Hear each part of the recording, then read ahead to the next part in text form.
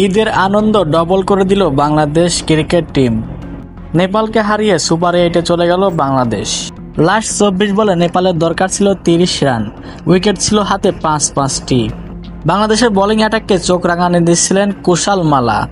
40 বলে 27 রান করে মুস্তাফিজের শিকার হয়ে ফিরে যান তিনি। ঠিক তখনই বাংলাদেশ আবারও ম্যাচে ফেরে। তখনও 18 বলে 29 রান দরকার ছিল নেপালের। 18তম ওভারে তাসকিনের প্রথম বলেই 6 মেরে আবারও ম্যাচে ফেরে নেপাল। কিন্তু ওই ওভারে তাসকিন আর বেশি রান দেননি। এরপর উইকেট তুলে নেন গুলশান জার। লাস্ট 12 বলে নেপালের দরকার 22 রান, হাতে 3 উইকেট।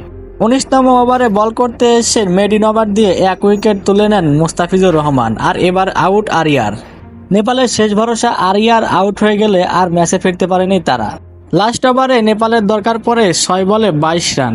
সাকিব আল হাসান বোলিংয়ে এসে প্রথম বলটা ডট দিলেও পরের বলেই উইকেট নিয়ে বাংলাদেশকে ম্যাচ জিতিয়ে দেন।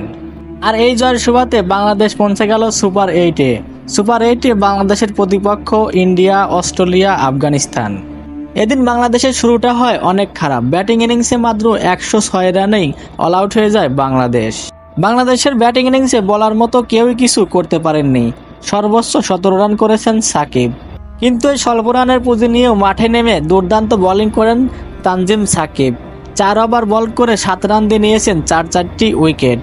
ম্যান অব দ্য ম্যাচ হয়েছেন তিনি।